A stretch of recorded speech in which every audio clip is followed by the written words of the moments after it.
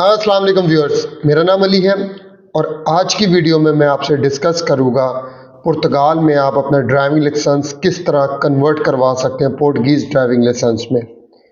इसमें जो इदारा जिसका रोल है, जिसने आपके ड्राइविंग लाइसेंस को कन्वर्ट करना है, उसका नाम है institute of mobility and transport IMT।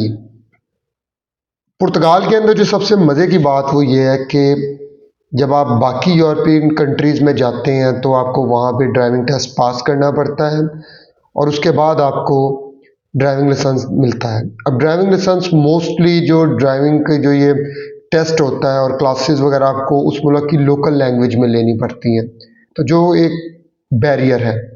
लेकिन पुर्तगाल के अंदर आपको ऐसी किसी ड्राइविंग टेस्ट देने की ज़रूरत नहीं है।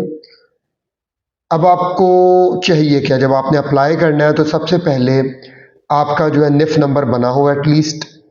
उसके बाद आप अगर फाइल लॉक है ठीक है, नहीं भी लॉक है तो फिर भी यू कैन अप्लाई। उसके बाद आपको जो सबसे इम्पोर्टेंट डॉक्यूमेंट है वो आपके पास एक वैलिड लाइसेंस हो। वैलिड, अगर वो वैलिड नहीं है तो वो कन्वर्ट नहीं होगा। दूसरी चीज़ जो चाहिए आपको वो चाहिए no objection certificate. For example मेरा लाइसेंस लाहौर से बना हुआ है, तो मैंने लाहौर पुलिस के पास गया और मैंने कहा जी मुझे नो ऑब्जेक्शन सर्टिफिकेट चाहिए। उसका एक फॉर्म था, उस फॉर्म को फिल किया, उसके साथ 350 रुपीज़ फ़ीस थी, वो पे की उन्होंने। उसके बाद जो है 2 तस्वीरें उसके साथ फॉर्म के साथ रिक्वायर्ड थी, वो लगा के मैंने डिटेल सारी भर के अपने ID कार्ड की कॉपी और अपने ड्राइविंग लाइसेंस की कॉपी साथ अटैच करके जमा करवा दिया। नेक्स्ट डे वो मुझे मिल गया। नो ऑब्जेक्शन सर्टिफिकेट को लेने के बाद आपने जाना है मिनिस्ट्री ऑफ फॉरेन अफेयर में, और मिनिस्ट्री ऑफ फॉरेन अफेयर में जाके आपने उसको टेस्ट करवाना है। उसकी फ़ीस भी बड़ी माइनर सी है, ग़ालिबन 10 रुपये उसकी फ़ीस थी, लेकिन टाइम थोड़ा सा लगता है वहाँ पे।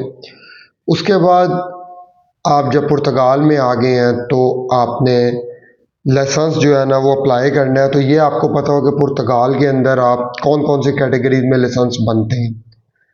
मेरी रिसर्च के मुताबिक कैटेगरी A और कैटेगरी B हैं। A कैटेगरी को फर्दर अगर आप डिवाइड करें तो A1 और A2 है। पुर्तगाल के अंदर 16 साल की उम्र में बच्चे को लाइसेंस इशू कर दिया जाता है, उसे A1 लाइसेंस कहते हैं। उसमें वो मोटर बाइक जो है राइड कर सकता है, और मोटर बाइक की भी उन्होंने जो है पावर कैपेसिटी वो दे दी है 11 किलोवाट, इससे बड़ी ना हो। अप टू 11 किलोवाट वो बाइक चला सकता है। इसके बाद जब बच्चा 18 साल का होता है तो then he can apply for A2 license, जिसमें कि जो उसकी कैपेसिटी है वो 35 किलोवाट तक कर दी जाती है। इसके अलावा जो B कैटेगरी का लाइसेंस है उसके अंदर आपकी मोटरसाइकिल्स भी आ जाती हैं, गाड़ियाँ भी आ जाती हैं, आपके वहाँ पे रिक्शे भी हैं वो भी आ जाते हैं। फिर आपके एग्रीकल्चर जो आपका व्हीकल्स हैं लाइक ट्रैक्टर हो गए और अदर हार्वेस्टर वगैरह वो भी। तो ये आपको पता हो कि आपका जो मौजूदा लाइसेंस है वो किन कैटेगरीज़ में है और वहाँ पे आप किन कैटेगरीज़ में लेना चाह रहे हैं। तो जो आपकी कैटेगरी यहाँ पाकिस्तान में वही कैटेगरी का लाइसेंस आपको मिलेगा। अब आपने करना ये है कि इसके 2 तरीके हैं। एक तो तरीका ये है कि आप खुद से IMT के अपॉइंटमेंट को बुक करें। आप अगर खुद बुक करते हैं तो 30 इसकी यूरो जो है वो फ़ीस है, लेकिन अगर आप किसी एजेंट के थ्रू ये बुक करवाते हैं तो 400 से 500 यूरो वो आपसे चार्ज करेगा। अपॉइंटमेंट के हवाले से मैं आपको एक टिप देता हूँ, अगर आप लिस्बन में अप्लाई करेंगे तो मे बी आपको 3 से 4 माह बाद की अपॉइंटमेंट मिले। इसकी बजाय आप कोशिश करें कि आप थोड़ा सा डिस्टेंस के ऊपर जो छोटे शहर या देहात हैं वहाँ पे आप IMT के ऑफिस से रब्ता करें। वहाँ पे आपको कुछ केसेस में तो सेम डे में भी अपॉइंटमेंट मिल जाती है या 1-2 दिन के डिस्टेंस से आपको अपॉइंटमेंट मिल जाएगी। तो ये पुर्तगाल में बड़ा इजीली हो जाएगा, इसमें कोई किसी किस्म का कोई रुकावट नहीं है।